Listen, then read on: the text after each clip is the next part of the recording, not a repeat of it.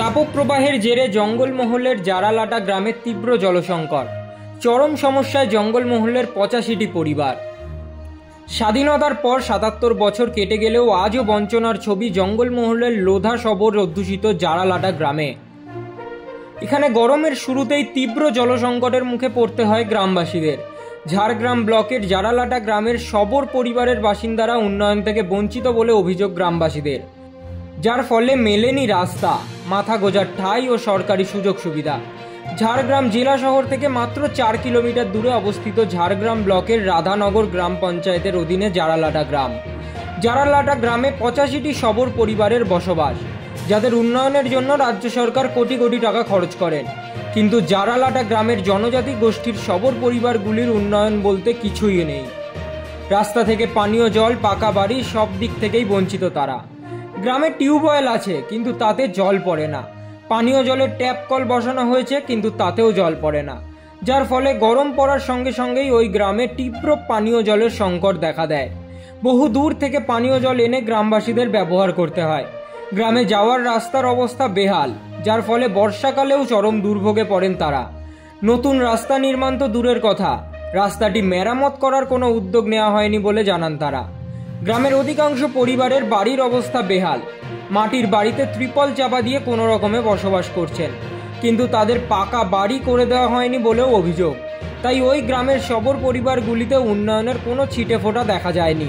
গ্রামের পঞ্চায়েত সদস্য শান্তি সরেন দাওয়াই বলেন, পানীয় জলের পাম্পটি খারাপ হয়ে রয়েছে, শীঘ্রই সারাই করে জলের সমস্যা মেটানো হবে। একইভাবে ব্যবস্থা নেওয়ার আশ্বাস দিয়েছেন পঞ্চায়েত সমিতির সহসভাপতি বন্দনা শীট। এই নিয়ে শাসক দলকে কটাক্ষ করতে ছাড়েনি বিজেপি। গ্রামে তো অনেক সমস্যা, আমাদের রাস্তার প্রবলেম, তারপর কলের প্রবলেম, জল পাওয়া যায়নি টাইমে, প্রবলেম অনেকই আছে। রাস্তা ছোট ছোট রাস্তা, সবাই গাড়ি টাড়ি আসা যায়নি, ছোট রাস্তা একদম। রোগী টুগী অসুস্থ হলে কি হয়? তখনও অনেক ঝামেলা হয়, গাড়ি পাওয়া যায়নি, অনেক কিছু টাইমে অনেক ঝামেলা হয়ে যায়। বাড়ি ঘর পেয়েছে সবাই? আগে পেয়েছিল, এখন তো সবাইকে দেখিনি আর পাওয়া যায়নি এখন। জলের কি সমস্যা? পাম্প টাম্প কি অবস্থা?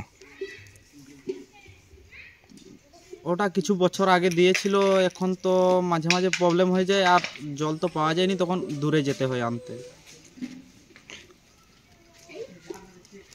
ভোট দেন আপনারা? হ্যাঁ, ভোট দিই। তাহলে এলাকায় জনপ্রতিনিধি আসে?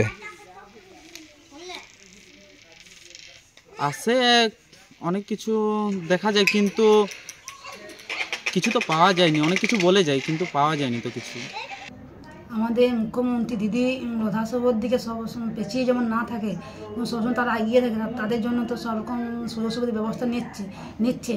তার মধ্যেও যে ওইখানে যে কলটা খারাপ, এটা এই অভিযোগটা আমার কাছে এসেছে। আমাদের ওইখানে যে পঞ্চায়েতের মেম্বার আছে, তার সাথে যোগাযোগ করে পাম্পটা যত শিগগিরই সারানো হয়, তারা যেমন জলের সুবিধা পায় তার ব্যবস্থা নিচ্ছে, এবং রাস্তাঘাটের যে অসুবিধা সেটা আমরা তদন্ত করে দেখছি আর কি।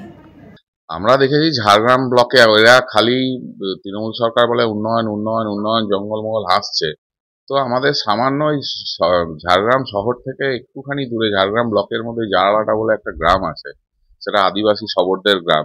আজ পর্যন্ত আজ দীর্ঘ প্রায় 13-14 বছর এই তৃণমূল সরকার শাসন ক্ষমতায় আছে।